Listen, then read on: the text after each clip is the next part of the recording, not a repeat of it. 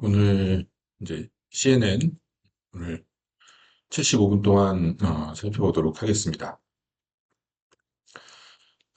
CNN이 여러분들 뭐 주로 초창기에 성능을 많이 내던 분야는 이미지 처리 쪽이죠. 이미지 인식, 디텍션, 세그멘테이션 이런 쪽에서 이제 성능을 냈었고 로봇으로 따지면은 로봇의 눈에 해당이 돼요. 그래서 굉장히 중요한 부분이고 여러분들이 잘 아셔야 되겠죠. 물론 CNN 을 대체하는 뭐 트랜스포머가 로봇 눈 역할을 많이 하기도 하지만 여전히 CNN도 굉장히 중요합니다. 그래서 잘 숙지를 해 주시길 바랍니다. 조금 기초적인 얘기를 좀 먼저 해볼게요. 어, 우리 지난번에 그 입력하고 뉴런들이 다 연결이 되어 있는 선들을 여러분들이 많이 보셨죠? 자, 그런 네트워크를 풀리 커넥티드 레이어라고 부릅니다. 그러니까 모든 뉴런들로부터 어, 들어가는 입력이 모든 뉴런으로 다 연결이 되어 있는 그 뉴런이 모든 그 풀 메쉬 형태로 다 연결되어 있는 형태가 풀리 커넥티드 레이어인데 그 줄마다 다 연결선마다 가중치들이 곱해지는 거였죠. 그래서 연결선이 많으면 당연히 가중치들이 많아진다라고 볼 수 있는데 자 그러면 이 이미지 데이터에다 이미지 데이터에서 이 풀리 커넥티드 레이어를 사용하게 되면 어떻게 될까요? 이미지 픽셀 하나하나가 다 연결선이 필요하겠죠. 그렇죠? 걔네들이 픽셀 값이 있으니까. 흑백 이미지인 경우에는 픽셀이 하나의 연결선만 있어도 되는데 컬러 같은 경우에는 채널이 여러 개죠. RGB 값들이 다 있기 때문에 그 값들이 각각 독립적으로 결정이 돼야 됩니다. 연결선들이 더 많아지게 되죠. 자, 그래서 이미지는 그리고 여러분들이 생각하기에도 뭐 고차원 데이터죠. 그렇죠? 그래서 그런 이미지를 처리할 때 풀리 커넥티드 레이어를 사용하게 되면은 너무나 가중치들이 많아질 거예요. 그래서 이런 점이 이제 하나의 고민거리고요. 또 한 가지는 가중치들이 많아지는 것도 문제지만 이미지 같은 경우에 여러분들 어떤 특성을 갖나요? 이미지를 우리가 뭐 인식을 한다, 이미지를 클래시피케이션을 한다, 뭐 이런 걸 한다고 쳤을 때 이게 뭐 사람인지 뭐 개인지 고양인지 이런 걸 분류를 할 때 이미지를 이제 보고 판단을 해야 되는데 그때 이미지 속성들은 어떤 특성을 갖냐면 그 위치적으로 굉장히 가까운 것끼리 더 연관성이 높죠. 그렇죠. 사람 얼굴을 봤을 때 특정한 픽셀을 봤을 때 그 픽셀 주변의 값들이 서로서로 관련성이 높지 그 픽셀하고 멀리 떨어져 있는 다른 픽셀들은 관련성이 많이 떨어지죠. 그렇죠. 그래서 그 스페셜하게 그러니까 공간적으로 가까운 곳을 조금 더 집중적으로 배울 수 있는 예, 요런 것들을 좀 요런 기법을 도입해야 되는데 플리 커넥티드 레이어는 그런 게 없어요. 왜냐면은 픽셀들이 다 독립적인 연결선이고 걔네들이 기본적으로 웨이티드 썸이 되죠. 그 웨이티드 썸이라고 하는 거는 덧셈이기 때문에 결국은 픽셀이 서로 멀리 떨어져 있거나 바로 인접해 있거나 똑같은 값을 낼 거예요. 그래서 플리 커넥티드 레이어가 적합하지 않다라는 것을 볼 수가 있습니다. 자, 그리고 이미지 같은 경우에는 지금 여기 이제 옐로스톤에서 찍은 사진인데 이 사진의 특정 부분을 이렇게 좀 집중해서 해상도를 이렇게 바꾼 거나 이걸 회전시킨 거나 결국은 다 똑같이 폭포죠. 그렇죠? 똑같이 레이블은 폭포라고 할 수 있고 분류도 폭포로 해야 되죠.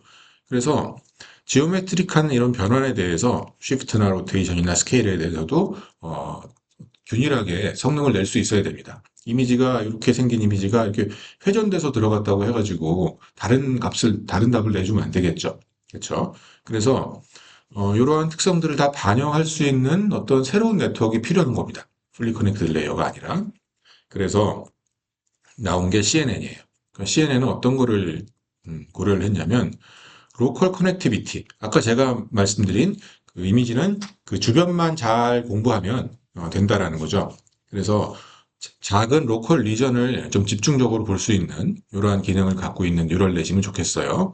그리고 또 뭘 했으면 좋겠냐면 아까처럼 이렇게 지오메트릭한 변환을 해도 균일한 성능을 내야 되죠. 폭포가 왼쪽 끝에 있거나 오른쪽 아래에 있거나 아니면 확대해서 있거나 뭐 회전해서 있거나 이런 경우에도 다 폭포라고 답을 내려면 우리가 똑같이 배운 어떠한 지금 여기서는 필터인데요. 필터를 이미지 어디서나 갖다 놔도 다 사용이 가능해야 되겠죠.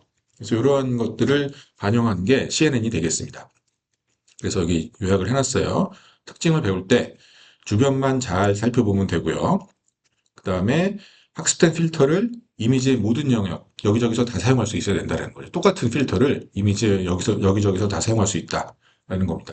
그러면 이제 이때 가중치들을 확 줄일 수가 있겠죠. 왜냐하면 주변만 살펴보면 되기 때문에 연결선을 주변만으로 만들어 놓으면 되잖아요. 그리고 또 한 가지는 그냥 내가 한 번 배운 거를 여기저기서 다 쓸 수 있다는 것도 역시 웨이트를 많이 줄일 수 있는 방법입니다.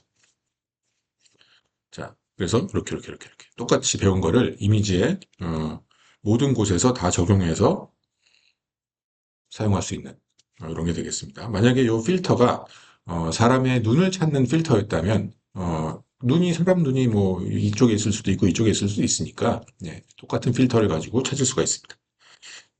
자, 그리고 이제 컨볼루션 오퍼레이션을 먼저 하나 말씀을 드리고 뒤에서 좀 구체적으로 말씀드릴게요. 자, 컨볼루션이라고 하는 개념이 등장을 하게 되는데 컨볼루션 어떻게 하는 거냐면은 머신러닝에서 컨볼루션은 여기가 이제 입력이에요. 위쪽에 있는 게 입력이고요. 입력의 어떤 그 작은 부분, 요걸 패치라고 불러요. 요 패치를 하나 골라요. 입력에서 패치를 하나 고르고 여기서 이렇게 패치를 하나 골랐죠. 그 다음에 이제 필터라고 하는 걸 이용해서 곱셈이라고 하는 연산을 수행하게 되는데 이 곱셈은 아다마드 곱이에요. 아다마드 곱은 같은 위치에 있는 그 원소끼리 서로 곱하는 거죠. 그렇죠? 표준 행렬 곱이 아니라 아다마드 곱을 해요. 그래서 필터가 여기 있는데 필터를 가지고 서로 아다마드 곱을 하게 되면 어떻게 되죠? 이게 3 바이 3이니까 얘도 3 바이 3이고요. 3 바이 3 답이 나오겠죠. 그렇죠? 네, 3 바이 3 답이 나오는데 여기 표현은 안 돼 있어요. 그 답을 다 더해요. 그래서 점수를 얻어요. 그게 바로 38입니다. 여러분들이 실제로 한번 여기서 계산을 한번 해보면은 아담하드 곱을 한번 해볼게요. 2 곱하기 1이죠. 같은 위치니까. 그 다음에 1 곱하기는 이 위치에 있는 2가 곱해지죠. 그리고 1 곱하기 0이 만들어지고요. 그렇게 해서 텐서가 나올 거예요. 3 바이 3 텐서가 나오는데 그 원소들을 다 합친다는 거죠. 이렇게. 그럼 38이 나옵니다. 요게 여기에 있는 값이고요. 그 다음에 요 빨간색 필터를요. 이미지 여기저기서 다 사용할 수 있는 거기 때문에 이동시켜요. 편의상 한 칸 오른쪽으로 이동을 시키면 여기로 가죠. 여기서 똑같은 계산을 해요. 그래서 답을 얻어내요. 그리고 또 옆으로 가서 또 계산해서 답을 얻어내요. 요거를 이미지에다 대고 쭉 문지르면서 얻어내게 되면 우연히도 3 바이 3이 나왔죠. 이 값은 뭐 굉장히 다를 거예요. 이미지가 굉장히 컸다면 얘도 굉장히 커지겠죠. 그렇죠? 이 차원이 굉장히 3 바이 3보다 큰 차원이 나올 텐데 이런 식으로 해서 답을 얻어내는 게 이게 컨볼루션입니다. 기계학습에서 컨볼루션은 이거예요. 이렇게 연산을 하는데 이렇게 해서 나온 요 38, 뭐 43, 이런 것들, 이런 각각을 뭐라고 부르냐면 프리 액티베이션이라고 불러요. 액티베이션이 아니죠. 액티베이션 이전이죠. 왜 그럴까요? 이름을. 얘를 뭘 안 했죠? 지금 뉴럴넷으로 치면은 활성화 함수를 통과시키지 않았죠. 얘를 활성화 함수를 통과시켜서 값을 바꿔줘야지 비선형음 함수를 통해서 값을 바꿔줘야지 액티베이션이고요. 이건 활성화 함수 통과하기 전 값이기 때문에 이건 프리 액티베이션이라고 또 부릅니다. 프리 액티베이션들을 얻어요. 이렇게 해서 생긴 프리 액티베이션들이 많으니까 요거를 프리 액티베이션 맵 이렇게 뭐 부릅니다. 뭐 용어를 이렇게 잘 지칭해서 쓰지는 않는데 굳이 요걸 부르려면 프리 액티베이션 맵이라고 부르면 돼요. 아시겠죠? 이런 연산인데 설명을 좀 다르게 하는 방법도 있어요. 저는 이제 아담하드 곱을 해서 결과들을 더한다고 했는데 요거를 더 쉽게 표현하는 방법은 요거를 플래트를 시켜요. 예, 요 지금 행렬을 가로축으로 쭉 펼쳐요. 원소가 211, 425, 357처럼 생긴 벡터를 만들고요. 얘는 컬럼 벡터를 만들어요. 세로 쪽으로. 그래서 120, 002, 022 이렇게 생긴 벡터를 만들고 내적하면 똑같습니다. 38입니다. 그래서 플래튼한 다음에 그 내적을 하는 거, 낫 프로덕을 하는 거나 아담하드 프로덕을 한 다음에 더한 거나 결국 연산이 동일하기 때문에 뭐 어떤 식으로 설명을 해도 상관은 없습니다. 자, 프리 액티베이션 맵이라고 부르는 거고요. 자, 그럼 이제 왜 이런 연산이 유효한가 하는 걸 한번 보도록 할게요. 컨볼루션 예를 한번 들어보겠습니다. 우리가 이제 필터라고 하는 거를 먼저 정의를 해야 되는데, 필터가 지금 이런 이미지상에서 이렇게 생겼죠? 이렇게 생긴 필터를 쓸 거예요. 이렇게 생긴 필터를 실제로 픽셀 값으로 치면은 이 0이 하얀색이라고 칠게요. 0이 하얀색이면은 요거는 하얀색보다는 좀 짙은 검정색이니까 뭐 이런 값을 가질 거예요. 20이라는 값을 갖겠죠. 편의상 그렇게 해놨어요. 20, 20, 20. 뭐 255까지 값을 가질 수 있는데 사실은 255까지 값을 가지면은 255에 굉장히 가까운 값이겠죠. 검정색이니까, 짙으니까. 이렇게 생겼습니다. 자, 이렇게 생긴 필터를 가지고 입력 이미지는 이렇게 생겼어요. 입력 이미지는 이거 G죠, G. G처럼 생겼는데 이 필터를 가지고 이 G 이미지에다 대고서는 스캔을 한번 쭉 해보겠습니다. 쭉 움직여가면서. 자, 그러면 한번 이 필터가 만약에 G에 이게 막 움직이는 거였잖아요. 움직이면서 계산을 하는데 G에 딱 요 위치에 있었다고 칠게요. 요 위치에 있었다고 치면은 요 위치는 이미지에서는 어떻게 되죠? 뭐 이렇게 생긴 그림이니까 뭐 이렇게 생긴 모습이 나오겠죠. 숫자가. 그리고 필터는 원래 이거였죠. 기억나시죠? 예, 이렇게 생긴 필터예요. 자, 우리 한번 컨볼루션 해보겠습니다. 아담하드 프로덕트 한 다음에 곱하면 되죠. 예, 그게 더 훨씬 여기서 이렇게 보면 훨씬 편해 보이죠. 아담하드 곱한 다음에 그 합치는 게. 그래서 제가 일부러 그렇게 설명을 했어요. 자, 그러면 이렇게 위치끼리 그 0이 많으니까 0이 아닌 곳을 보게 되면 20은 0이랑 곱해지잖아요. 30도 0이랑 곱해지고 여기서는 값이 안 만들어져요. 근데 요 20이 요 30이랑 한번 곱해지죠. 그리고 요 20 세로로 있는 것들은 30이랑 쭉 곱해지죠. 그래서 30이랑 곱해지는 게 5개가 만들어지죠. 이렇게. 그렇죠? 그래서 600이 5번 만들어지니까 3000이 될 거예요. 6, 5, 30에서 3000. 그래서 3000이라고 하는 큰 값이 나오죠. 자, 이게 진짜로 큰 값이 나오려면 어떻게 하면 큰 값이 나오죠? 아까 이 필터의 패턴이랑 이미지가 일치하면, 그러면 큰 값이 나오겠죠. 그렇죠. 완전히 일치하면 큰 값이 나올 거예요. 그래서 여기서 위에서 약간 틀렸기 때문에 큰 값이, 아주 더 큰 값이 나오진 않았는데, 이 정도 값이 나오죠. 그러면 이 필터가 의미하는 건 뭐죠? 요렇게 생긴 거를 배우는 거죠. 예, 요렇게 생긴 걸 찾아내는 거예요, 이미지상에서. 그래서 필터라고 하는 거는, 어, 이렇게 생긴 걸 찾아내는 역할을 한다라는 걸 볼 수가 있습니다. 보통 일반적으로 필터를 몇천 개, 몇만 개 이렇게 쓰죠. CNN에서는. 왜냐하면 다양한 패턴들을 다 배우고 그거를 종합해서 판단을 해야 되기 때문에 특정 필터 뭐 서너 개 가지고 당연히 이미지를 판단해낼 수는 없을 거고 이런 필터들을 굉장히 많이 우리가 이제 쓰게 될 겁니다. 자, 그러면 이런 패턴 한번 볼까요? 귀. 쥐의 귀 모습이에요. 귀는 이렇게 생겼어요. 실제로 값은 동그라미가 있고 뭐 너무 거장해서 그리긴 했는데 뭐 이렇게 그려졌다고 칠게요. 그리고 필터는 여전히 이거죠. 자, 한번 곱해보세요. 여기다 만들어지기 때문에 예. 이 패턴하고 완전 불일치하죠? 0 나와요. 그래서 패턴이 필터랑 잘 맞지 않아요. 그런 곳에서는 약한 반응이 나오죠. 쉽게 말해서 프리 액티베이션 값이 굉장히 약하게 나옵니다. 자, 그러면 이제 필터를 봤는데 지금 이제 필터 하나를 봤죠. 근데 예전 이미지 처리는 어떻게 했었냐면은 필터를 사람이 미리 정의를 해요. 뭐 필요한 필터들이 있다면 내가 이미지에서 특정한 걸 찾아내고 싶은 게 있어요. 그럼 그 필터 패턴을 미리 정의해서 쓰거나 또는 이미지를 이렇게 여기서 보시면 엣지를 디텍션하거나 뭐 선명하게 바꾸거나 흐리게 바꾸거나 할 때 또 쓰는 필터들이 있어요. 그러니까 이건 사람이 미리 약속해 놓은 필터예요. 데이터로부터 배운 필터가 아니라. 그래서 흐리게 만드는 필터만 보시게 되면 흐리게 만든 필터 어떻게 하면 되죠? 여러분들 상식적으로 선명한 이미지가 이렇게 뿌려지게 만들고 싶어요. 그러면은 예, 이 필터를 곱했잖아요. 컨볼루션 했잖아요. 지금 컨볼루션이에요. 이 별표는. 컨볼루션을 어떻게 하면 되죠? 모든 원소가 9분의 1인 필터를 대고 쭉 오른쪽으로 밀어가면 어떻게 돼요? 이게 하는 일이 뭐예요? 내 주변 픽셀, 인접한 픽셀들하고 평균 내고 있는 거죠, 지금. 예. 인접 인접 픽셀하고 평균값으로 바뀌게 돼요. 새로 만들어지는 액티베이션 값들이.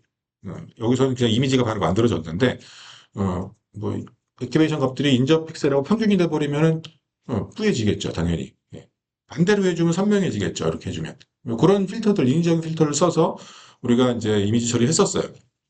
자, 그랬는데, CNN에서는 이거를, 이 필터에 있는 이 값들을 데이터를 통해서 배웁니다.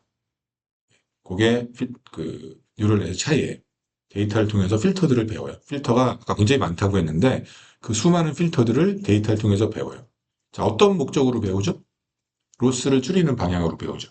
그 로스가 이미지를 뭐 분류하는 거였으면 뭐 분류기가 있을 거고요. 그 분류기는 뭐 1000개 중에 하나로 이미지를 분류해내는 거면 이미지 분류를 굉장히 성공적으로 잘할 수 있도록 필터를 배우게 되겠죠.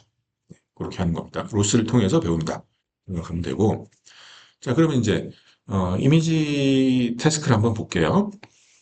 우리가 이제 이미지를 가지고 흔히 하는 태스크는 이 뭐 보통 이제 제일 먼저 접하는 게 여러분들 이미지 분류, 이미지 클래시피케이션이라고 하죠. 그래서 요 이미지가 들어갔을 때 요 이미지가 뭐냐 분류해라 라는 거죠. 그러면 분류할 카테고리가 있을 거예요. 뭐 1000개 중에 하나로 분류하는 거죠. 그 중에 하나는 뭐 개였을 텐데 답을 개로 내주면 잘 맞추는 거죠. 그래서 이미지 분류가 있고 이미지 분류가 있고요. 그 다음에 또 많이 하는 것들은 object detection이죠. object detection은 뭐죠? 이미지가 어디 있는지를 찾아내는 거예요. 그리고 기본적으로 분류를 할 줄 알아야 돼요. 그래서 개는 여기에 오른쪽 이쪽에 있고요. 그 다음에 고양이는 여기 있다. 까지 답을 내주는 게 오브젝트 디텍션이고요. 오브젝트가 많으면 많이 답을 내줘야 되겠죠. 근데 초기 오브젝트 디텍션은 이제 2개부터 시작을 했고요. 발전했죠. 그리고 조금 더 나아간 건 오브젝트 세그멘테이션입니다. 지금 제가 개하고 고양이로 분류를 했는데, 이 개가 차지하고 있는 그 영역이 어디냐를 정확하게 이렇게 픽셀 단위로 이렇게 답을 내주는 게 오브젝트 세그멘테이션입니다. 디텍션 세그멘테이션. 이런 것들은 이제 여러분들 욜로 모델 이런 거 많이 써보시는 분들이 많을 것 같은데, 예, 컴퓨터 비전 시간에 많이 하죠. 그래서 제가 특별히 이 시간에는 하지는 않도록 하겠습니다. 요 이미지 분류를 가지고 간단하게 먼저 설명을 드릴게요. 자, 그럼 이제 일단 컨볼루션을 조금 더 알아야 되기 때문에 컨볼루션을 조금 더 살펴보도록 하겠습니다. 컨볼루션 내부 연산인데, 우선 컨볼루션에서 많이 나오는 그 용어가 스트라이드라고 하는 게 일단 많이 등장을 하죠. 요 많이 등장하기 때문에 중요해요. 스트라이드. 이거 뭘까요? 보폭이죠, 스트라이드는. 얼마나 성큼성큼 걸어갈 것이냐 하는 건데, 여기서 걸어가게 할 거는 뭐 필터밖에 없습니다. 그렇죠? 이미지는 고정되어 있는 거고요. 필터를 그 이미지에다 대고서는 얼만큼 성큼성큼 옮겨갈 것이냐 하는 거를 결정해 주는 게 스트라이드예요. 그래서 필터의 뭐 스텝 사이즈라고 얘기할 수 있습니다. 만약에 스트라이드를 크게 해주면 어떤 효과가 나타날까요? 성큼성큼 걸어가게 되면은 최종적으로 나오는 프리 액티베이션 맵의 크기도 작아지겠죠. 그렇죠? 예. 필터를 한 칸씩만 옮기면은 원래 이미지랑 거의 비슷한 크기의 결과물이 나올 텐데 성큼성큼 옮기면은 예, 당연히 필터 사이즈가 아니 그 프리 액티베이션 맵 아웃풋 자체가 작아지게 될 겁니다. 보시면 어, 필터를 3x3 필터죠. 3x3 필터를 6x7 이미지에다 대고서는 예, 한번 학습을 해보겠습니다. 스트라이드를 1로 하는 경우에는 한 칸씩 이렇게 이동시켜주면 돼요. 예, 쭉 한 칸씩 계속 이동하면 되고요. 스트라이드를 2로 해주게 되면 2칸씩 빵빵 뛰는 거예요. 자, 그러면 이렇게 이동을 하게 되면은 이미지를 조금 디테일하게 관찰을 하는 거고요. 그러니까 성큼성큼 이동하면은 좀 듬성듬성 이렇게 이미지를 살펴보는 거죠. 빠르게 그냥 훑어보는 거죠. 사람 눈으로 보면 예, 그런 개념이 되겠습니다. 한번 연산 결과를 한번 보면은 입력 이미지가 7x7이었다고 칠게요. 예, 필터는 3x3이라고 치겠습니다. 자, 그럼 여기 컨볼루션을 할 때 스트라이드를 1로 줘서 컨볼루션을 하면 아웃풋 디멘션이 얼마가 만들어지죠? 뭐 여기다 한번 대구선 실제로 한번 예, 해보면 되죠. 이렇게 해서 만들어지는 게 첫 번째 요게 만들어질 거고 그 다음에 하나 이동해서 요 위치에다 대고서는 계산했을 때 요게 하나 나올 거고 그렇죠? 예. 그 다음에 요렇게 해서 하고 요렇게 하면 5x5 나오죠? 예, 요걸 뭐 식으로 세워서 뭐 답을 낼 수도 있는데 눈으로 찾으면 이렇게 나오겠죠. 5x5짜리의 아웃풋이 나옵니다. 아까 프리 액티베이션 맵이라고 불렀던 거 그게 나오게 되고 스트라이드를 2로 해서 한번 배워볼까요? 그러면은 아웃풋이 얼마가 나오냐면은 처음에 여기서 하나 계산돼서 나오죠. 그 다음에 2칸 띄니까 이 자리에서 계산돼서 나오죠. 그리고 또 2칸 띄니까 이 자리에서 한번 계산이 되죠. 그래서 아웃풋이 3x3이 나와요. 해상도가. 예. 어때요? 이쪽보다 이쪽이 해상도가 더 적죠. 그렇죠? 이 다운 샘플링을 다 했지만, 7x7이 5x5니까 다운샘플링이 된 건데, 얘는 더 심하게 되고, 얘는 좀 덜 되죠. 다운샘플링이. 그렇죠? 근데 이미지가 굉장히 컸다고 치면은, 이 경우에는 원래 이미지를 아주 조금만, 픽셀을 그 테두리만 딱 줄인 형태로 나올 거고, 출력이. 그다음에 얘 같은 경우에는 확 줄어서 나오겠죠. 그렇죠? 이미지가 굉장히 큰 걸 가정했을 때는요.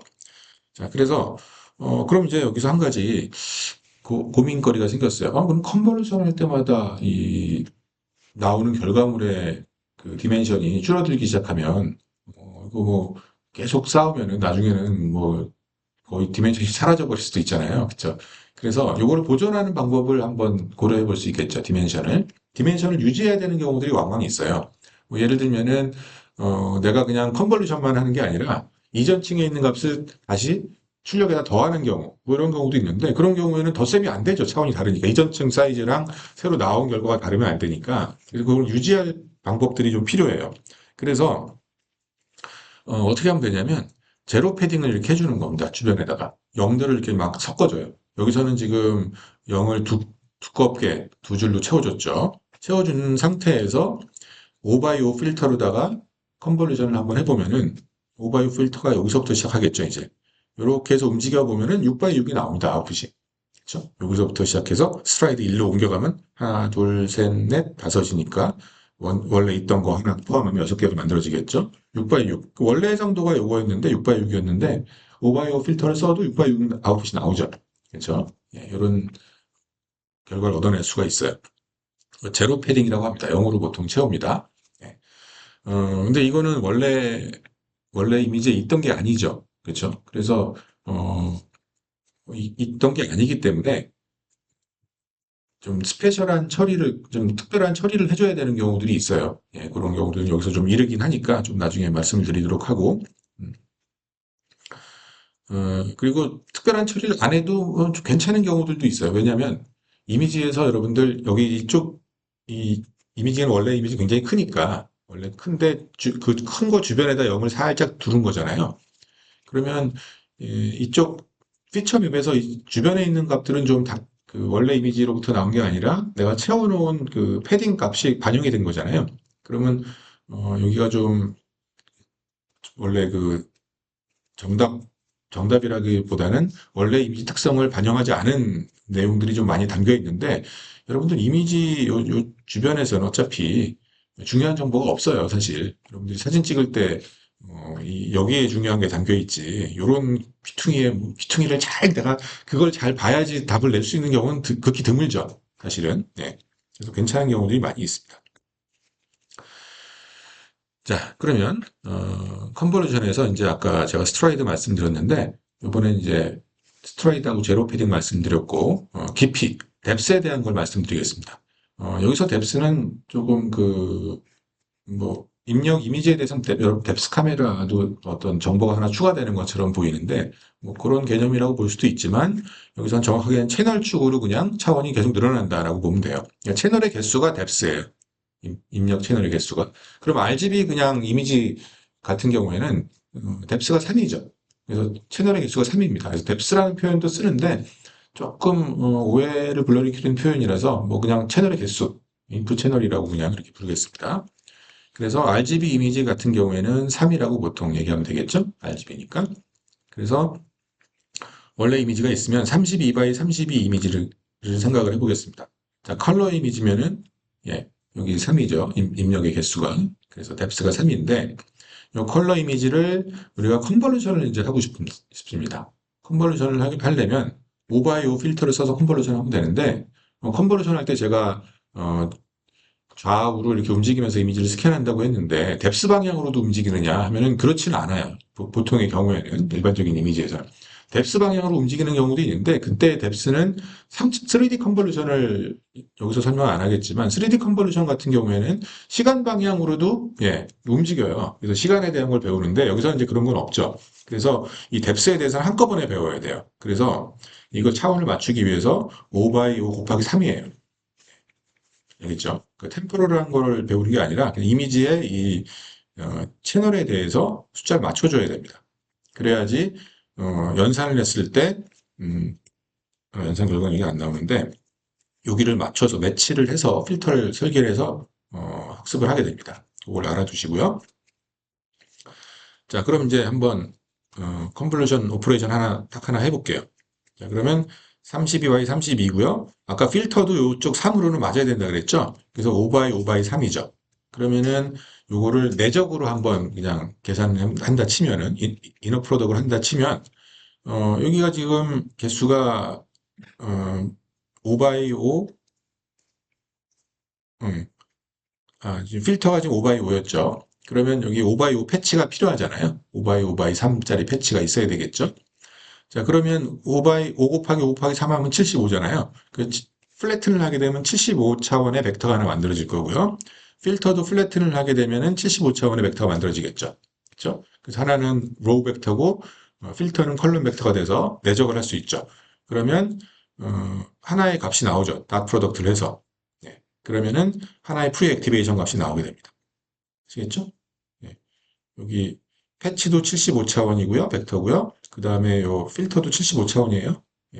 5 by 5에다가 3이니까요. 아담하드 프로덕트로 계산한다고 하면은 그 채널의 위치에 맞춰가지고 다 곱한 다음에 그 채널이 3개니까 25짜리가 3개가 나오잖아요. 걔네들 값 결과를 다 더하면 돼요. 똑같은 연산이긴 한데 그렇게 해서 값을 얻어내면 됩니다. 알겠죠? 그러면 이게 컨볼루션 결과 값이 하나 딱 나와요. 자, 그런데 여기 지금 내적을 했지만 여기 B라는 걸 지금 바이어스를 지금 더했죠, 지금 제가. 근데 바이어스는 옵셔널이에요. 원래 일반적으로는 바이어스가 필요한데 요즘에는 이 배치 노멀라이제이션이랑 같이 사용되는 경우들이 왕왕 있어요. 배치놈은 지난번에 제가 말씀드렸죠. 배치놈에서 마지막 단계에서 뭐 했죠? 제로미는 유닛 베리언스로 그 값들을 프리 액티베이션 값들을 다 조절을 하고 그 다음 인위적인 계산으로 조절을 했기 때문에 평균하고 표준 편차 써서 계산해서 줄였기 때문에 얘를 원래 스케일로 되돌릴 수 있도록 값을 키워주고 더해주고 한다 그랬죠. 스케일 앤 시프팅이 있었죠. 그 시프팅이 바로 바이어스예요, 사실은. 그래서 바이어스가 거기서 더해지기 때문에 얘를 한 번 더하면 중복입니다. 그래서 보통 여기서 생략하는 경우들이 많아요. 그래서 이건 옵션이다 생각하시면 되겠습니다. 어, 뭐 그래서 어쨌든 싱글 밸류 하나가 나오고 그 다음에 이거를 실제로 이제 이 이미지에다 대고선 컨볼루션을 다 해보면은 이게 이동하면서 계산해야 되잖아요. 이렇게 쭉 계산하다 보면은 5 by 5짜리 필터를 32 by 32 이미지에다 대고서 문지르면 얼마가 나오죠? 최종적인 프리 액티베이션 맵의 크기는 여러분들이 5 by 5를 여기다 위치시키고 맨 마지막 5 by 5까지 여기서 위치가 됐을 때 그때 몇 개가 만들어지는지 세보면 되죠. 28개예요. 해보면 28 by 28이 나옵니다. 뭐 계산 어렵지 않죠. 그래서 28 by 28이고요. 이쪽으로는 값이 1이죠, 당연히. 왜냐하면 채널은 이게 여기 원래 3이었지만 내가 이쪽을 3을 맞춰서 필터에 3을 맞춰서 계산을 했기 때문에 하나밖에 안 나와요. 채널의 개수는. 그래서 프리 액티베이션 맵은 28 by 28 by 1이 나옵니다. 요거를 잘 정확하게 인지를 해주세요. 왜냐하면 이런 계산이 실제로 여러분들이 나중에 그 비전 랭귀지 액션 모델에서 비전 쪽에서도 계속 그 계산을 해야 되는 경우들이 왕왕 있어요. 그래서 차원을 한번 여러분 잘 따져보시기 바랍니다. 이거 어렵지 않죠? 예, 되는 거. 자, 그러면 이게 필터를 하나 썼을 때 이런 현상이 나타나는 거죠. 근데 필터를 지금 하나만 쓸 리가 있나요? 5x 5짜리 필터 하나만 쓸 리가 없죠? 5x 5짜리, 5x 5x 3짜리 필터를 여러 개를 쓸 수 있잖아요? 그러면 같은 이미지에다 대고서는 첫 번째 필터를 가지고 얻어낸 그 프리액티베이션 맵은 요 파란색 계열이고요. 그 다음에 다시 연두색을 가지고 또 연두색 필터를 가지고 또 똑같이 배우게 되면 똑같은 크기의 프리액티베이션 맵이 또 나오겠죠. 그렇죠? 그래서 이렇게 나와요. 지금 두 장이고 이게 뭐 여러 장 이렇게 만들어질 수 있는 거죠. 이렇게 되고요. 자, 이거는 근데 여전히 프리액티베이션 맵입니다. 컬러 이미지에 대해서 우리가 얻어낸 프리액티베이션 맵들인데 자, 우리가 뭘 아직도 한 번 안 했죠? 활성화 함수를 아직 통과를 안 했죠. 활성화 함수를 한번 통과해야 되는데 여기 우리가 이제 컨볼루션이라고 하는 연산 자체는 이게 끝이에요. 그런데 컨볼루션을 뉴럴 넷을 만들기 위해서는 거기에 비선형을 한번 통과시켜줘야 됩니다. 즉 활성함수를 한번 통과시켜줘야 되는데 컨볼루션 연산하고 활성함수를 통과한 그 블럭을 컨브 블럭이라고 부릅니다. 보통 그냥 줄여서 그냥 거의 컨브가 약자잖아요. 근데 약자인데 그냥 일반 명사처럼 그냥 묻어가지고 사용을 해요. 그래서 컨브 블럭이라고 보통 불러요. 자, 그럼 컨브 블럭을 통과시키면 어떤 일이 발생하느냐 하면은 지금 제가 필터를 6개를 썼어요. 6개의 필터를 가지고 이미지에다 대고서는 어, 이제 학습을 했어요. 그럼 6장에 당연히 28 by 1짜리가 6장이 나오죠? 그렇죠. 6장이 나오는데 여기에 컨볼루션을 레이어이기 때문에 활성화 함수까지도 통과시킨 값이죠, 이 값은. 예. 그러면은 뭐 이렇게 6장이 나오고 28 by 28 by 6이 됩니다. 그래서 non linearity를 추가하는 이런 형태다라고 보면 되겠죠? 뭐 넌리러티를 추가했다고 해서 뭐 필터 쉐입이 바뀌진 않죠. 28 by 28 by 1짜리가 개수만큼 나오는 거에는 변함이 없습니다. 근데 프리 액티베이션 맵 값이 활성화 함수 통과시키면서 통과가 되면서 값은 변형이 일어나겠죠. 그렇게 된다 보시면 되겠고 여기까지 어려운 거 하나도 없어요. 자, 그럼 이거를 우리가 컨볼루션을 한 번만 하느냐? 컨브넷을 우리 컨브 블럭을 여러 번 통과시킬 수도 있죠. 그래서 이렇게 하는 거를 일반적으로 컨볼루셔널 뉴럴 넷, 뭐 이렇게 부르죠. 컨브넷을 뭐 여러 층을 통과시키는 거예요. 그럼 처음에 아까 제가 여기까지 계산했죠. 28 by 28 by 6이 나오는 것까지만 보여드렸죠. 다음에 다시 5 by 5짜리 필터 6개를 한번 써보겠습니다. 아니죠. 5 by 5 by 6짜리 필터를 써야죠, 이제는. 여기가 6이니까. 이 차원하고 이게 매치가 돼야 된다 그랬죠? 필터의 이 채널의 개수하고 입력의 채널의 개수. 여기서는 이게 입력이니까. 입력의 채널의 개수는 서로 매치가 돼야 되고요. 이 필터를 10개를 써보겠습니다. 10개. 그럼 여기서 6개, 여기서 10개. 그래서 필터가 모두 16개가 쓰인 거죠. 10개를 여기서 한번 써가지고 만들어 보면, 여러분들 28 by 28이 5 by 5 필터를 쓰게 되면 기본적으로 24 by 24가 돼요. 그렇죠? 그렇게 되고, 그 다음에 10개를 썼기 때문에 10장이 나오겠죠. 그럴 수밖에 없겠죠. 그래서 24 by 24 by 10이 나오게 돼요. 이렇게 하게 되면. 그래서 뭐 이런 식으로 계속 하는 게 CNN이에요. 컨볼루션을 반복해서 하는 거. 컨볼루션을 하고 물론 거기 활성화함수 통과시켰으니까 컨보 블럭들을 반복해서 쌓는 게 바로 CNN이 되겠습니다. 자, 그리고 마지막으로 이제 컨볼루션에서 원 바이 원 컨브라는 게 있습니다. 요거 굉장히 널리 쓰여요. 잘 알아두셔야 되는데 지금 여기 뭐가 보이시나요? 56 바이 56 바이 64짜리의 그 피처 맵이 뭐 보이는 거죠. 소위 말해서 56 바이 56의 그 피처 맵이 64개가 있어서 이렇게 채널 방향으로 64가 보이는데 자, 이거를 원 바이 원 컨브를 한다는 얘기는 뭐예요? 컨볼루션 그 필터의 크기가 원 바이 원이라는 뜻이죠. 원 바이 원은 내가 공간상에서 배우는 게 있나요? 좌우로? 좌우로는 하나도 안 배우죠. 어디로만 배울까요? 원 바이 원이고 여기서 중요한 게 있어요. 원 바이 원 컨브지만 채널의 개수는 맞아야 됩니다. 64. 그렇죠? 예. 그래서 원 바이 64네요. 엄밀히 말하면. 예. 근데 이 64라고 하는 게 맞으니까 결과적으로는 이게 얻어내는 게 뭐예요? 채널 방향으로만 연산이 일어나는 거죠. 그 같은 위치상에서 배우는 건 하나도 없이 채널 상에서만 연산이 일어나죠. 그래서 이렇게 해서 얻어진 연산 결과가 하나가 나오겠죠. 채널 방향으로 해서 스칼라가 나와야 되니까 프리 액티베이션 값은 하나가 튀어나와요. 그건 뭐죠? 이 채널을 다 그냥 믹싱해 버린 거예요. 어떻게 보면 그 필터를 써가지고. 그래서 이 원 바이 원 컴보가 하는 가장 큰 역할은 채널 믹싱. 이걸 해주는 겁니다. 채널 정보를 섞어주는 거. 채널 믹싱이라고 보통 얘기해요. 그래서 동사를 썼는데 믹스 채널스. 그래서 특정한 위치에서 채널 믹싱을 해주는 겁니다. 그러면 스페셜한 컨텍스트는 배우지 않죠. 공간 위치상에 있는 컨텍스트는 배우지 않고 채널 방향으로만 믹싱을 해줘요. 그럼 그게 무슨 의미냐 하면은 자 가만히 보세요. 여러분들이 지금 필터를 32개 썼다고 칩시다. 원 바이 원 필터를.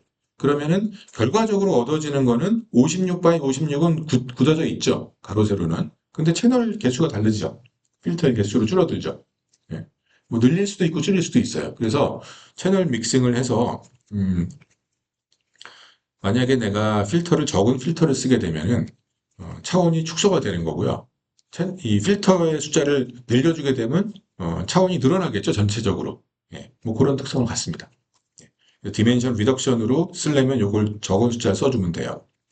뭐 그런 특성을 갖는다라고 보면 되고, 음, 자, 그러면 이게 이제 언제 쓰이는지 제가 몇 곳에서 이제 보여드릴 텐데, 이렇게, 예, 이건 이제 제가 그림 그린 지가 좀 오래돼가지고, 예, 보시면, 여기서 출발해서, 예, 요렇게 쭉 이미지를 스캔하죠.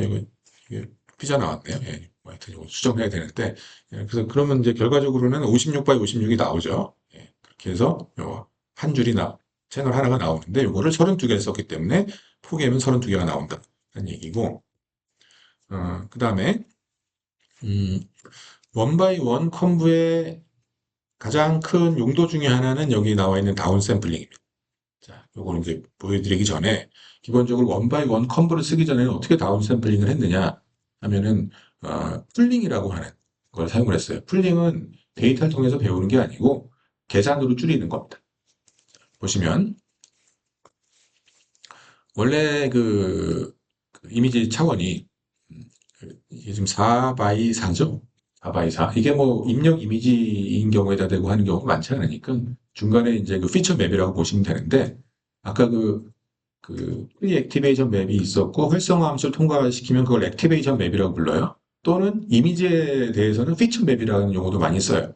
둘 다 많이 쓰는 용어입니다. 피처 맵 또는 액티베이션 맵 같은 뜻인데 어, 이게 이제 일종의 액티베이션 맵이죠. 그러니까 액티베이션 맵에 대해서 맥스 풀링이라고 하는 걸 하게 되면 이거를 줄이는 거예요. 차원을 줄이는 건데 이 맥스 풀링도 이제 그 풀링 창의 크기가 있어요. 2 바이 2라고 치면은 여기 지금 4개를 하나의 값으로 줄이는 겁니다. 4개를 하나의 값으로 줄여요. 자, 근데 맥스기 때문에 4개 중에서 가장 큰 값으로 리플레이스를 해주는 형태. 요게 맥스 풀링이라고 불러요, 보통. 여기도, 그 다음에 이제 풀링 창의 크기가 2 바이 2니까, 예. 그 다음 계산할 곳으로 가서 가장 큰 값으로 채워주면 되고, 그 다음 위치로 가서 가장 큰 값 14 채우면 되고, 16 채우면 되죠, 그 다음에. 이렇게 해주면, 요거를, 이미지를 4 바이 4 액티베이션 맵을 2 바이 2로 줄였죠. 액티베이션 맵의 크기를 확 줄였습니다. 에버리지 풀링도 있는데, 에버리지 풀링은 똑같이 계산하는데, 여기서 평균으로 대체해 주는 거예요. 여기에 평균으로 대체해 주는 거고요. 맥시멈으로 해주느냐, 평균으로 해주느냐의 차이입니다. 뭐 그런 게 있는데, 보통의 풀링은 맥스 풀링을 조금 더 많이 쓰고요. 에버리지 풀링은 이렇게 잘 쓰지 않고, 옆에 나와 있는 글로벌 에버리지 풀링으로 더 많이 씁니다. 글로벌 에버리지 풀링은 뭐냐면, 그 액티베이션 맵 자체를 그냥 하나의 스칼라 값으로 이렇게 빵 바꿔주는 거예요. 근데 글로벌이 붙었기 때문에 전체 값의 평균이에요.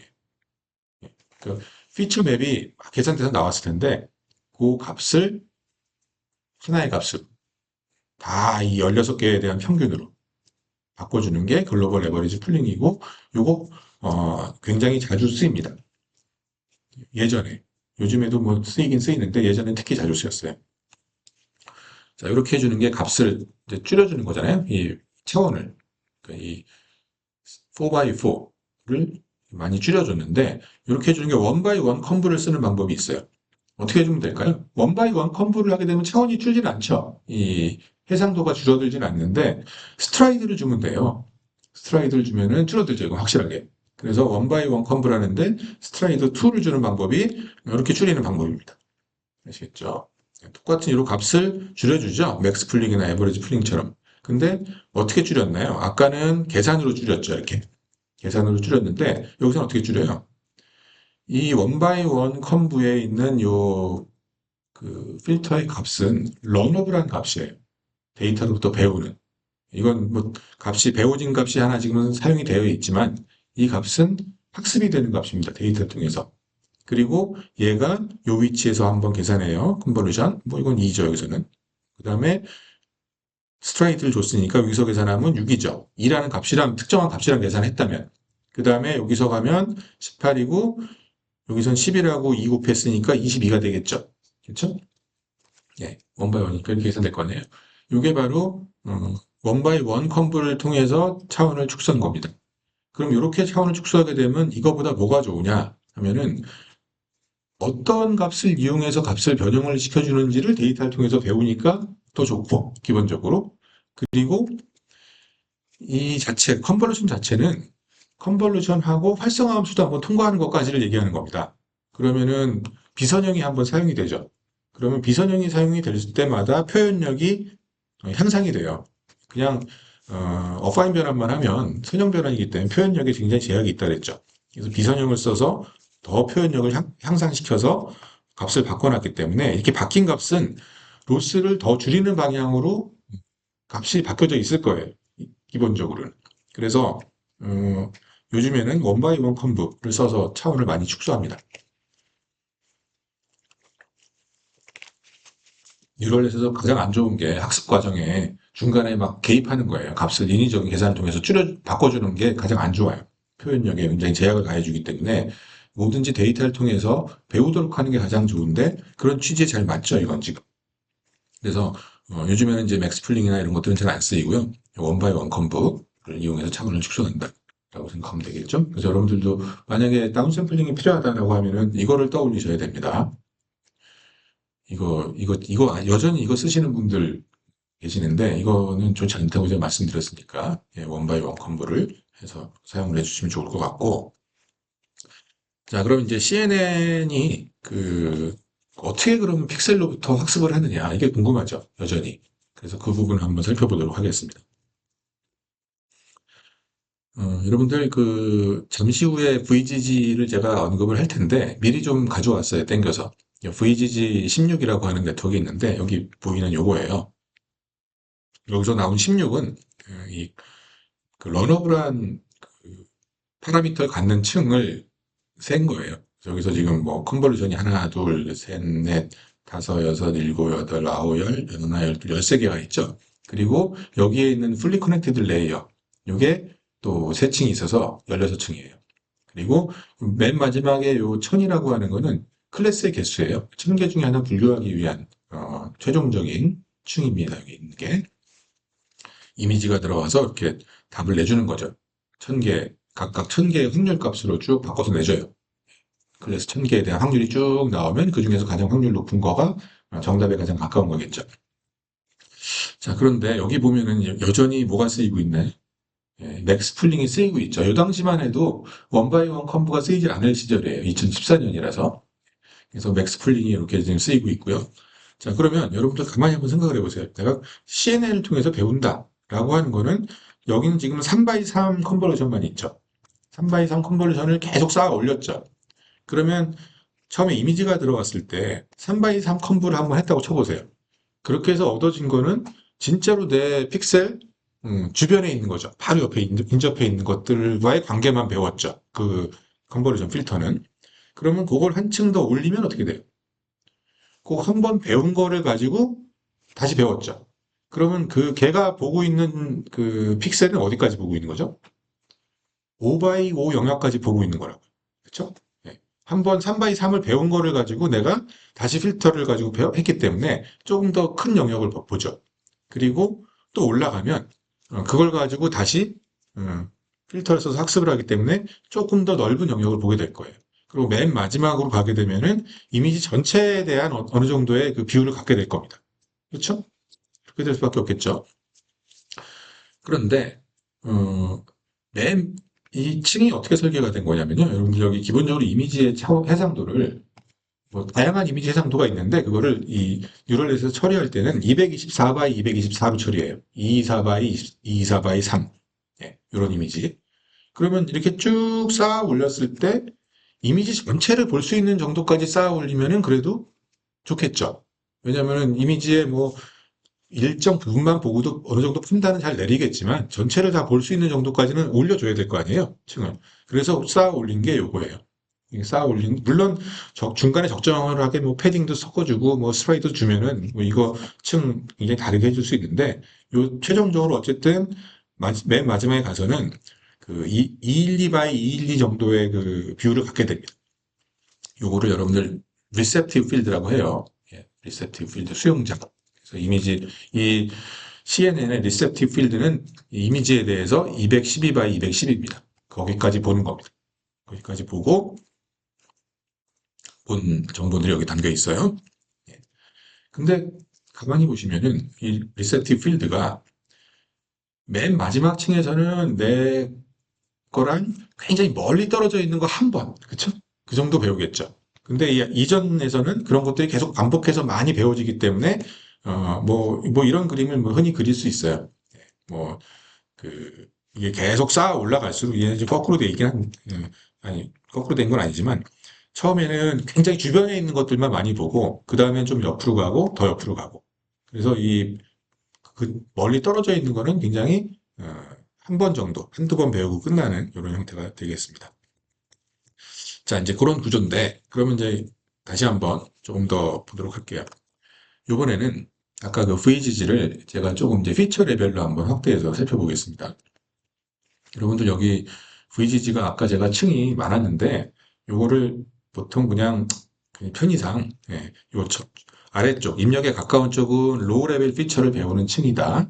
이렇게 보고, 중간 층은 이제 미드 레벨 피처를 배울 거고, 위로 올라갈수록 고차원 정보를 배우겠죠. 이미지 전체에 걸쳐 있는 특성을 배우겠죠. 그러면, 음, 이미지가 224 by 224 by 3이에요. 그러면 요 로우 레벨 피처들은 이제 가만히 보시면 CNN의 특성은 해상도가 점점 줄어들어요. 그렇죠? 해상도를 점점 줄어들게 하는 설계가 많아요. 해상도를 늘리기는 사실 어려우니까요. 해상도를 점점 줄여주는 설계로 가고 그 층이 올라갈수록 필터의 개수는 조금 많아지는 경향이 있어요. 뭐 꼭 그런 건 아닌데 필터의 개수만큼 그 액티베이션 맵이 나오기 때문에 필터의 개수를 좀 많이 해주는 경향이 있습니다. 그래서 여기서는 어, 액티베이션 맵의 크기가 112 by 112고요. 그 다음에 필터의 개수는 128개를 썼다는 뜻입니다. 그리고 여기서는 액티베이션 맵이 56 by 56이 나오고 필터의 개수는 256개 썼다는 뜻이고 이거는 14 by 14짜리 액티베이션 맵이 나오고 그 필터의 개수는 512개였다. 즉 액티베이션 맵의 개수는 512개였다라고 보면 돼요. 그리고 참고로 VGG에서는 3x3 필터밖에 안 써요. 3x3 필터로다가 만들어낸 액티베이션 맵이 14x14입니다. 요거밖에 안 돼요. 굉장히 작은 액티베이션 맵이죠. 자, 그러면 이 다음에는 뭘 달았죠? 아까 풀리 커넥티드 레이어들을 쭉 쌓았죠. 세 개를. 그게 클래시파이어예요. 클래시파이어가 하는 일은 뭐예요? 1000개 중에 하나로 분류해 주는 거죠. 각각의 확률 값을 다 내주죠. 소프트맥스 분포를 바꿔가지고 확률 값을 쭉 내줘서 이 새가 들어가게 되면은 이 버드 쪽의 확률이 높게 나오도록 학습이 될 겁니다. 크로스 엔트로피 로스를 넣어서 훈련을 시켜서. 그러면 입력에 가까운 층에서는 뭘 배울까요? 여러분들 3x3 필터 가지고 바로 주변만 배우고 있죠, 지금. 그러면 얘네들은 그거를 배운 내용들을 이렇게 시각화해서 보면 이런 선, 면, 색깔, 뭐 질감 이런 것만 나와요. 이게 새의 모습인지는 알 수가 없어요. 새 진짜 다리에 뭐 발톱에 있는 뭐 그런 내용밖에 못 보고 있는데 이게 새인지 어떻게 알아? 그치? 그래서 기본적인 패턴을 배워요. 프리미티브한 패턴을 배우고 그런 패턴 128개를 배우는 거예요. 그리고 중간층에 가면은 이제는 요 원시적인 패턴들을 좀 조합해서 조금 윤곽이나 조금 더 원시적인 걸 좀 결합해서 얻어낼 수 있는 그 피처 256개를 배우죠. 그리고 이쪽엔 뭘 배워요? 조금 더 하이 레벨 피처들을 배우겠죠. 그렇죠? 이렇게 배우고 이 클래시파이어는 뭐예요? 이 하이 레벨 피처를 토대로 해서 답을 내주겠죠. 그래서 사실 학습을 할 때는 반대 방향으로 가기 때문에 클래시파이어는 이게 어떤 클래스인지는 분류를 하는데 이거를 분류하는 그 근간은 이쪽이죠. 이걸 보고 하는 거죠. 그렇죠? 그 다음에 이 미드레벨 피처는 뭘 제공해줘요? 이 하이레벨 피처들이 하이레벨 피처에 제일 도움이 될 수 있는 그런 피처들을 제공해 주겠죠. 그렇죠? 그리고 요거는 이쪽에 중간 레벨 피처에 도움이 될 수 있는 정보들, 기본적인 정보들을 제공해 주도록 배워질 겁니다. 아시겠죠?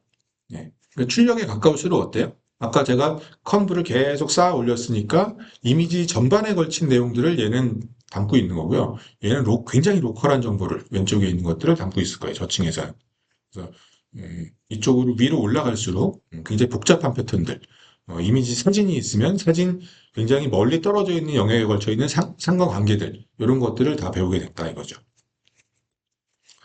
자, 그럼 요거를 시각화를 굉장히 잘 해놓은 네트워크가 있어요. 그러니까 GF넷이라고 하는데 이게 이제 알렉스넷이 2012년도에 나오고 GF넷이 2013년도에 발표가 됐는데 알렉스넷하고 이제 그 뉴럴넷 구조는 굉장히 비슷합니다. 그런데 이제 그 디컴프넷으로다가 시각화를 굉장히 잘 해놨어요. 물론 그 알렉스도 그 시각화를 어느 정도 해놨긴 했는데 이건 굉장히 체계적으로 잘 해놨습니다. 그래서 많이 인용이 되는데 보시면 이건 알렉스넷이에요. 예, 알렉스넷인데 알렉스넷은 층이 좀 적어요.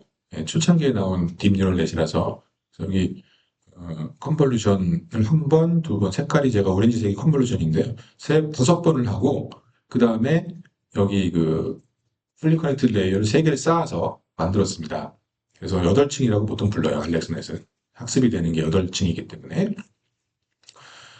자, 그러면 이제 이게 첫 번째, 두 번째 컨버루션 해서 다섯 번째 컨버루션까지 있죠. 그래서 이걸 시각화해서 한번 보면은, 그리고 참고로 여러분들 컨버루션도 물론 파라미터들을 많이 갖고 있는데, 그래도 컨버루션 자체가 많이 줄였다고 했죠. 풀리 커넥티드 레이어보다는 많이 줄였는데, 이 풀리 커넥티드 레이어가 여기 쓰이죠. 얘네들 지금 보면 4096, 4096이 다 연결이 된 거예요. 곱하기 해야 돼요, 이거. 가중치 개수 하려면. 그리고 다시 1000이 곱해지죠. 이거 계산하면은, 이 4096, 4096만 해도 벌써 1600만 개예요, 파라미터가. 여기에다 갑자기 또, 뭐, 더하기, 또 이쪽으로 또 연산이 있으니까 하게 되면 굉장히 많아지겠죠. 그래서, 이쪽에 개수가 굉장히 많다라는 걸 보여주고 있는 거고, 나중에는 이걸 없애게 됩니다. 4096짜리를. 그랬을 때 이제 첫 번째는 너무 작으니까 두 번째부터 보면은 요 두 번째 층에 이쪽에 있는 걸 보시게 되면은 여기 필터의 개수가 이제 굉장히 많겠죠. 256개예요. 필터의 개수가. 그러면 나오는 요 액티베이션 맵들, 요게 액티베이션 맵입니다. 왼쪽이. 액티베이션 맵이 하나, 둘, 셋 해서 256개가 나와야 되는데 다 보여주기 힘드니까 일부만 보여준 거죠. 보여준 거고 그 다음에 요 액티베이션 맵은 이게 뭐냐면 음, 이게 이제 뭐냐면 이게 여러분들 그 필터가 우리가 배워지죠. 필터를 다 학습을 하잖아요. 그럼 그 최종적으로 학습된 필터가 있을 거예요. 그럼 그 필터라고 하는 게 가장 강하게 반응할 수 있는 그 패턴이 있죠. 그 필터가 가장 큰 값을 내주는 그 필터랑 정확하게 일치하는 패턴. 그게 바로 이거였던 거예요. 시각화를 해보니까. 그러면 실제 데이터에서 가장 큰 값을 내게 했던 거는 어떤 거냐? 이미지가. 이미지 전체를 줄 수는 없으니까 그 특정 패치. 그때 그 패치는 뭐냐를 보여주고 있는 게 이겁니다. 그러니까는 이런 패치에 대해서 이런 액티베이션 맵이 나오는 거죠. 사실은 요거는 이제 액티베이션 맵에 가장 크게 반응했을 때의 값이고 요거는 가장 크게 반응을 하게 한 패치이기 때문에 요건 아닌데 어쨌든 예, 요런 값을 넣으면은 굉장히 이거랑 비슷한 값은 나올 수 있겠죠. 예, 그런 식으로 만들어 놓은 겁니다. 즉 실제 데이터를 봤더니 어, 이 요 필터 첫 번째 요걸 얘기할게요. 요 필터라고 하는 거는 이런 거에 대해서 굉장히 크게 반응을 해주는 역할을 한 거예요. 이런 식으로 시각화를 다 해봤는데 여기 레이어 3에서는 조금 더 뷰가 크죠. 여기는 지금 선이나 면 수준이죠.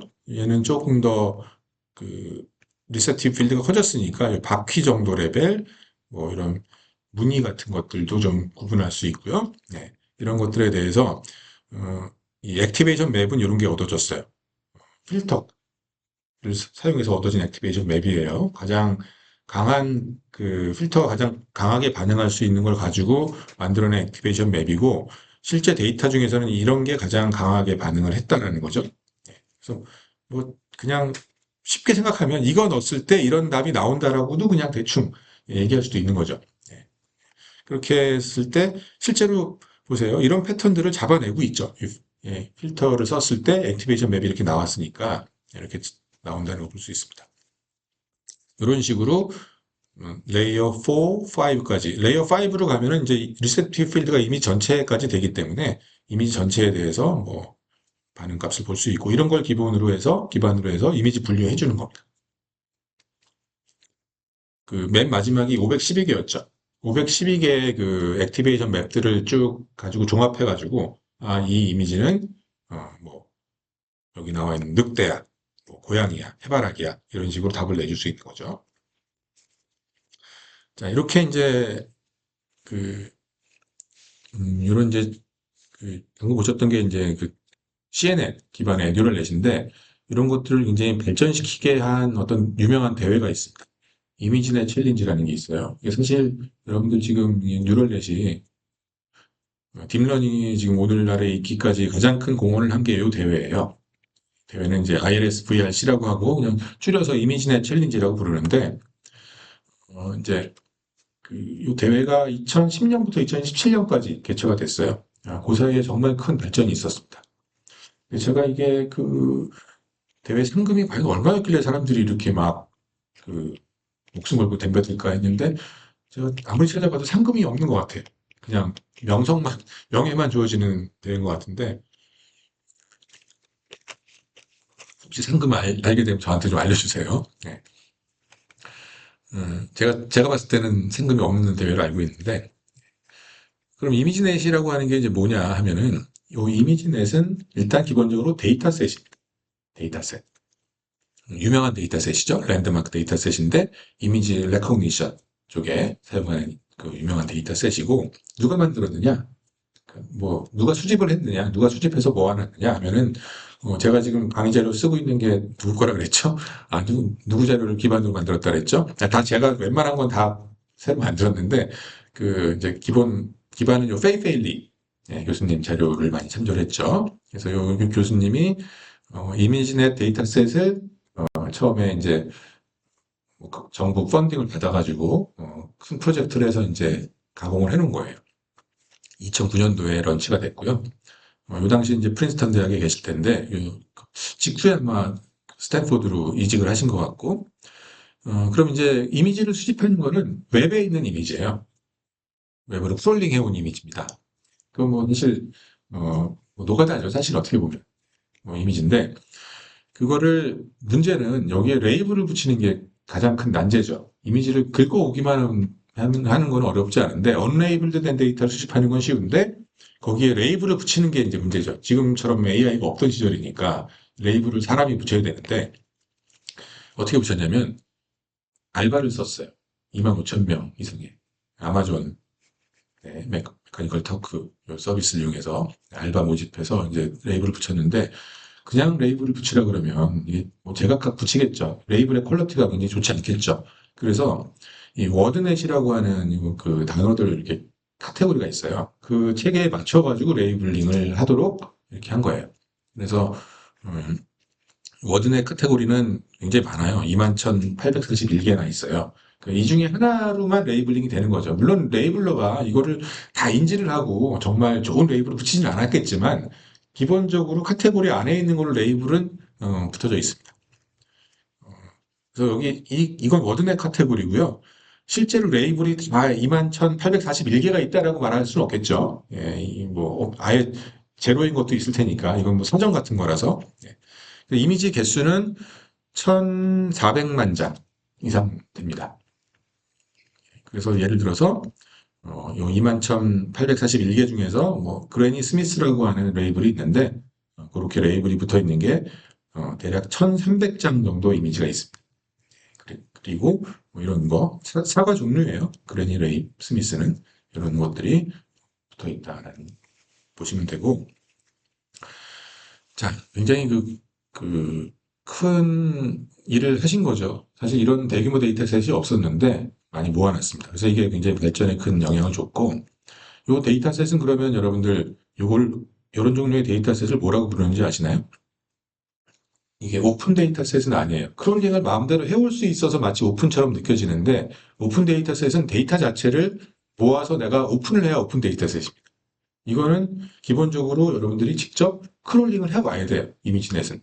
그래서 그러면 어떻게 크롤링을 해놓느냐 하면은 페이페일리 교수님이 만들어 놓은 게 있으니까 그 연구자 등록을 하면은 그 크롤러를 이제 받을 수가 있어요. 그래서 크롤러를 받아가 직접 크롤링을 한 다음에 레이블링은 이거 다 해놨기 때문에 레이블이야 뭐 스크립트 만들어 놓고 URL에 매칭돼서 레이블이 있을 테니까 레이블이 자동으로 붙어요. 그런 식으로 동작을 합니다. 아시겠죠? 그래서 이런 거를 Restricted Access Dataset이라고 보통 불러요. 개별 수집을 해야 됩니다. 자, 그러면 이제 또 한 가지 문제가 여러분들 연상이 되죠. 뭐가 연상이 되죠? 아니, 지금 이게 2009년도에 만들었는데, 그 URL이 지금까지 유효해야지 데이터를 보호할 수 있잖아요. URL이 실제로 유효하지 않습니다. 그래서 지금 이렇게 크롤링을 하면은, 지금은 아니고 몇 년 전에 크롤링을 이렇게, 하는 사람의 그 얘기를 들어보면, 한 20% 정도는 없어요, URL이.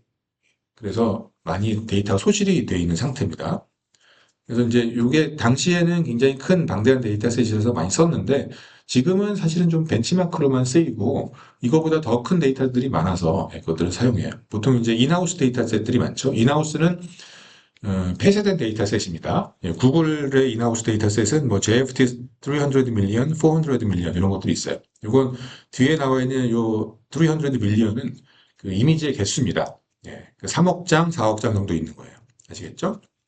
근데 요거는 누구만 쓸 수 있다? 구글만 쓸 수 있다. 또는 구글하고 이렇게 파트너십이 맺어져 있는 것만 쓸 수 있는 거죠. 자, 그래서 이제 이미지넷 챌린지를 한번 보도록 하겠습니다. 2010년도에 시작을 했고요. 예. 그, 원래 그 대회 이름은 공식 명은 칭은 ILS VRC인데 약자는 이렇게 되고요.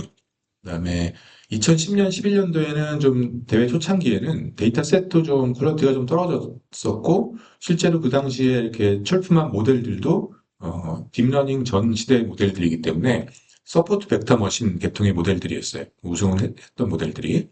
예. 그리고 이제 2012년부터 이제 좀 체계화돼서 대회가 운영이 됐는데 이미지넷 1K 여기서 1K는 그 클래스의 개수예요. 카테고리 개수.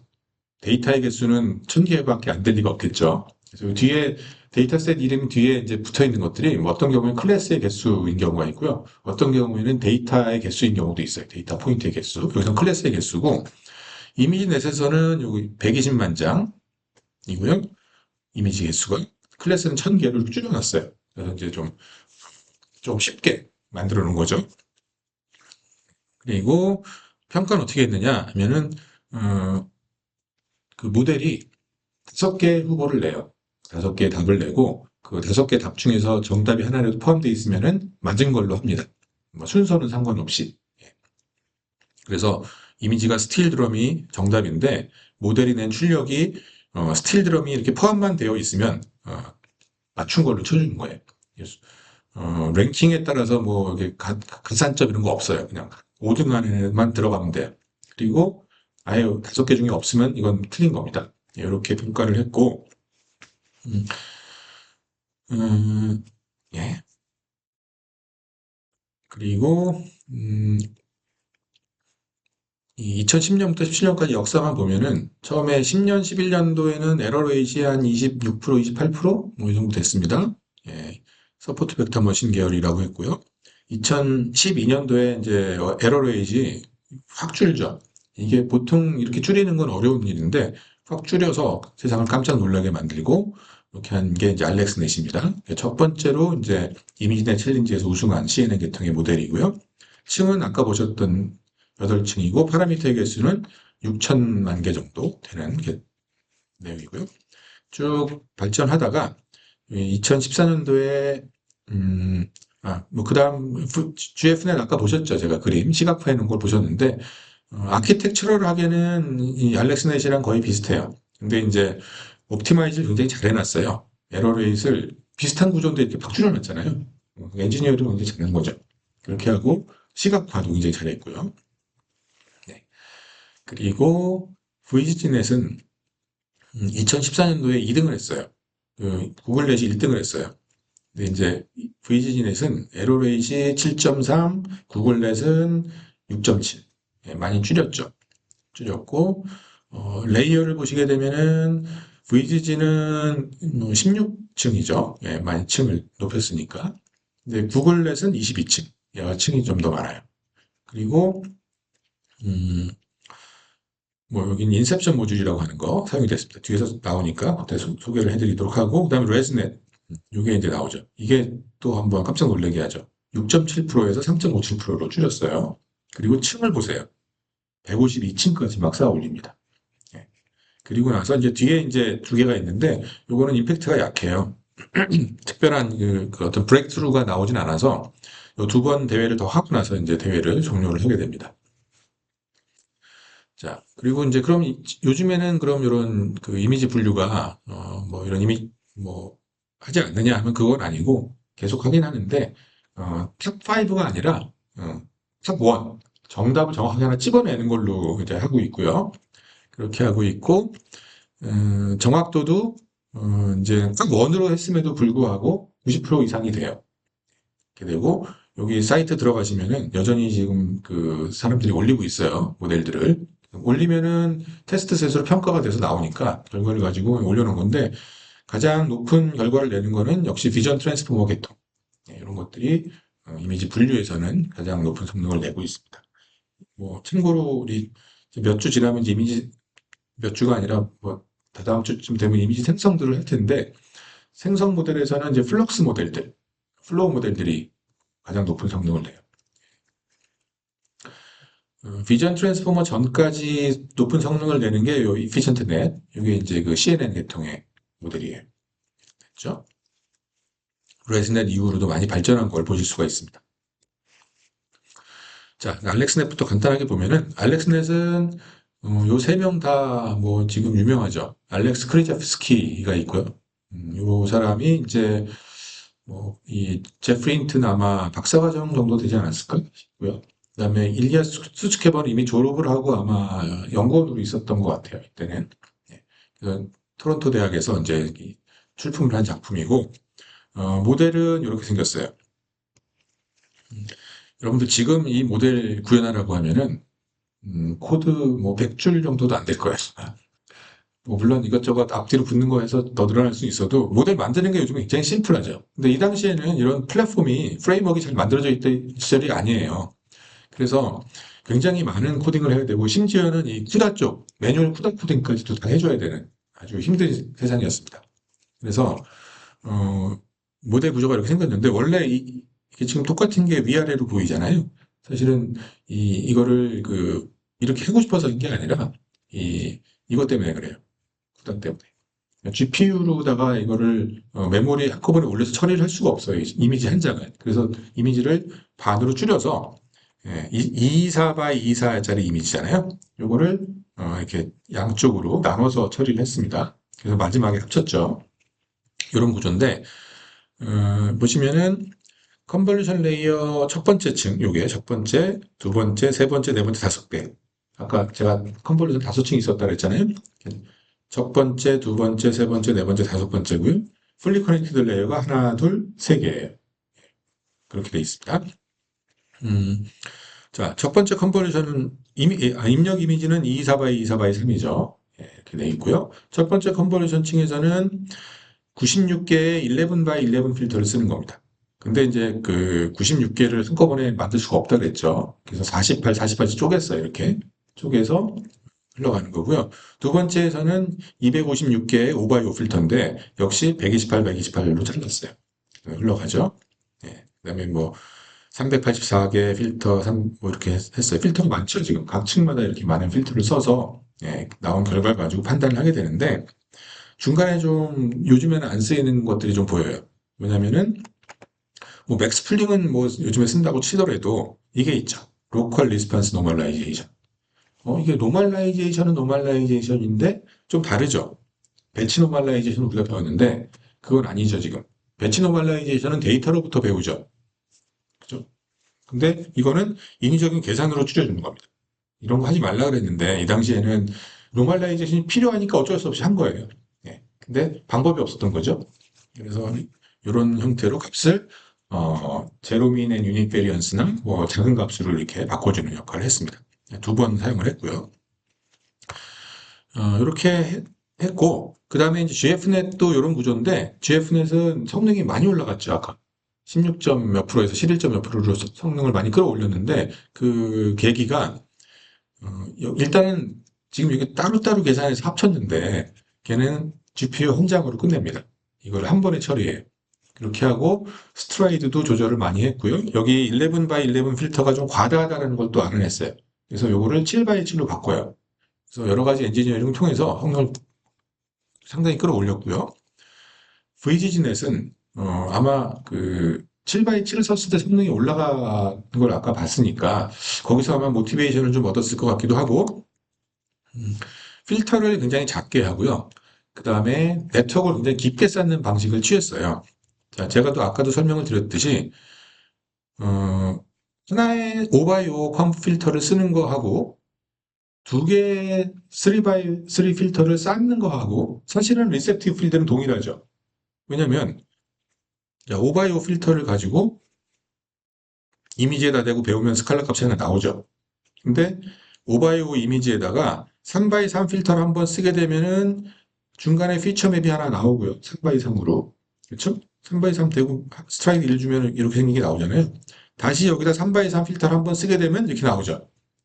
그러면은 결국은 이미지의 요만큼을 배우는 게 5x5짜리 필터 한 번 써서 딱 배울 수도 있지만 3x3 필터를 층을 쌓아서 배울 수도 있죠. 자, 그럼 그 두 개를 비교해 보면은 리셉티브 필드는 똑같은데 5x5 필터를 쓰게 되면은 지금 이 필터의 그 각각의 그 값들이 가중치예요. 가중치이기 때문에 가중치가 25개가 만들어지죠. 그렇죠? 근데 3x3짜리 필터 두 개는 3x3짜리 필터는 가중치가 9개 있죠? 그게 두 번 있으니까 18이에요, 가중치 개수가. 그래서 파라미터 개수를 25에서 18로 줄일 수 있죠. 그리고 장점이 또 하나 생기는 게 비선형을 얘는 한 번 통과시키는데 얘는 두 번 통과시키죠. 그러면 넌리니어리티가 표현력 향상에 도움이 된다고 했으니까 얘는 표현력도 향상을 시킬 수도 있고 파라미터도 줄일 수 있는 효과죠. 그래서 3x3 필터를 두 개를 써서 사용을 하게 됩니다. 그럼 이런 원리라면 굳이 이제 앞으로 5x5, 7x7, 9x9 이런 필터는 필요 없죠, 이제는. 3x3만 쭉 쌓아 올리기만 하면 되죠. 예. 그래서 그 이후로는 5x5 필터들이 거의 멸종되다시피 합니다. 예. 3x3 필터들만 쌓아 올리는 형태가 많아요. 예, 그래서 계산을 한번 해보면은 그럼 7x7짜리 필터 하나 쓴 거에 비하면 3x3 필터를 3층 쌓으면 되니까 이때는 27이잖아요. 그래서 그 파라미터의 개수가 그 필터의 차원을 늘리게 되면은 쿼드레틱하게 증가하죠. 그런데 이 층을 늘리게 되면은 파라미터 개수가 그냥 선형적으로 증가하게 됩니다. 이런 특성을 갖습니다. 그 VGG넷을 두 개를 만들었어요. 하나는 VGG 16이고요. 하나는 19인데 19니까 층이 19개라는 뜻이고요. 어디다 쌓아 올렸냐 하면은 여기 3층, 4층, 5층에다가 컨볼루션을 하나씩 더 끼워 넣은 거예요. 그랬더니 이쪽이 성능이 조금 높아요. 파라미터가 늘어나면은 아무래도 성능이 그래서 좀 좋아지는 경향이 있어서 조금 그 높아지고요. 그 다음에 이제 뭘 없앴냐면 그 노멀 리스폰스 노멀라이제이션 요걸 없앴죠. 요거 인위적인 계산으로 노멀라이제이션 해주는 거는 없앴고요. 그 다음에 파라미터를 좀 줄이기 위해서 이쪽이 좀 과다하다 생각이 됐으니까 FC 6하고 7에다가 드롭아웃을 50%를 줬어요. 학습 중에 뉴런을 꺼주는 거죠. 드롭아웃 아시죠? 네, 이렇게 해서 했고요.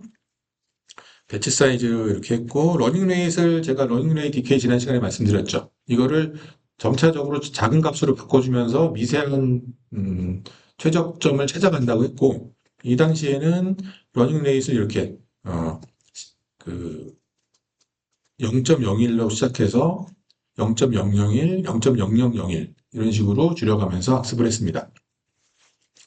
VTK는 뭐 제가 말씀 안 드렸는데 뭐 이런 게 있고요. 그 다음에 구글넷이라는 게 있는데 시간이 많이 들어갔네요. 구글넷 빠르게 보겠습니다. 구글넷은 구글넷까지 오늘 말씀드릴게요. 구글넷은 이 1x1, 3x3, 5x5 필터들을 이 한꺼번에 쓰는 거예요. 구글넷은 한꺼번에. 왜냐면은 여러분들 CNN을 가만히 보시면은 CNN의 그 아래층에서는 굉장히 기초적인 걸 배우고 위로 올라가야지 전체를 배운다고 했잖아요. 그럼 이 물체 크기의 제약을 많이 받아요. 만약에 그 굉장히 큰 물체 사진이 꽉 비행기가 이미지에 꽉 채워져 있는 거랑 요렇게 이미지에 있는 거랑 가만히 놓고 보면은 작은 이미지는 일찍 발견이 되죠. 근데 큰 이미지는 나중에 발견이 되죠. 그런 것들을 이미지 크기에 많이 영향을 받게 되잖아요. 결과적으로는 답을 낼 때. 그래서 그런 거를 해소하기 위해서 다양한 크기의 필터를 한꺼번에 썼어요. 그리고 그렇게 해서 나온 거를 컨캣을 했죠. 근데 이제 필터를 이렇게 집어넣을 때, 필터로 들어갈 때 이게 계산이 좀 많아요. 그래서 원 바이 원 컴브를 써가지고 96, 16이 필터의 개수입니다. 차원을 팍 축소해 주는 거예요. 예, 줄여주죠. 디멘션 리덕션을 해주고 3 바이 3 컴브를 쓰는 거죠. 그리고 요쪽 패스는 요약 패스라고 보통 부르는데 맥스 풀링, 이 당시만 해도 맥스 풀링이 아직 쓰일 때예요. 맥스 풀링을 해서 요약을 하고 그 다음에 그 학습 가능한 채널로 바꾼 거죠. 이건 인위적인 계산을 했으니까. 예. 그래서 이쪽에서는 모양의 크기에 상관없이 배우도록 하고 뭐 요약하는 패스에서 이거 다 컨캣을 해요. 그리고 그 다음 층으로 넘겨줍니다. 뭐 이런 식으로 했고요. 이게 인셉션 모듈이라고 부르고 이런 걸 9개를 반복해서 쌓았어요.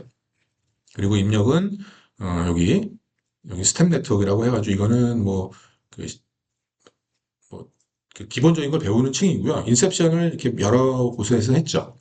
층을 해서 맨 마지막에 분류를 하는데 특징만 보면은 예, 여기 약간 풀리 커넥티드 레이어가 3개가 쌓여져 있었는데 3개를 하나로 줄였습니다. 요건 답이고요. 여기서부터 여기 풀리 커넥티드 레이어 하나 있고요. 여기가 글로벌 에버리지 풀링이죠. 그래서 아까 글로벌 에버리지 풀링을 풀리 커넥티드 레이어 2개 대신 쓴 거예요. 여기서 가중치를 많이 줄였고요. 그 다음에 또 한 가지 특징은 여기에 지금 보시면은 여기에 지금 답을 내고 있어요. 얘가 지금 이게 답이거든요. 클래시파이어하고 이 노란색이 답을 내고 있죠. 중간에 왜 답을 내냐면 여기서 로스를 주려고 한 거예요. 여기에 지금 로스가 여기 들어가 있습니다. 예, 출력이기 때문에. 그래서 여기까지 왔을 때는 좀 불완전한 픽처죠. 여기까지 쭉 끝까지 배워야지 완벽하게 글로벌한 걸 다 보고서는 예, 그걸 가지고 판단을 하는데 덜 배운 상태에서 답을 내는 거죠. 여기서 한 번, 여기서 한 번. 왜냐면은 그레디언트가 여기까지 잘 안 흘러갈 수도 있으니까 너무 딥해서 그런 것들을 좀 감안을 해서 중간에서 답을 내서 그걸 가지고 백프로파게이션 시켜서 웨이트들을 배우도록 이렇게 해주는 기능들이 들어가 있는 겁니다. 근데 사실은 이게 필요 없었어요. 나중에 알고 보니까 별로. 근데 이렇게 옥셀러리한 클래스파이어를 써서 뉴럴넷을 여기서도 좀 그레디언트 흘려보내주고 이쪽에서도 흘려보내준 거죠. 예. 근데 실제로 최종 답은 이제 최종적으로 여기서 이제 뽑을 텐데 이런 식으로 해서 뉴럴넷을 훈련을 시켰습니다. 자, 시간이 많이 지나갔으니까 오늘은 여기까지 하도록 하고 레슨넷은 다음 시간에 간단하게 말씀드리고 시작하도록 하겠습니다. 네, 이상입니다.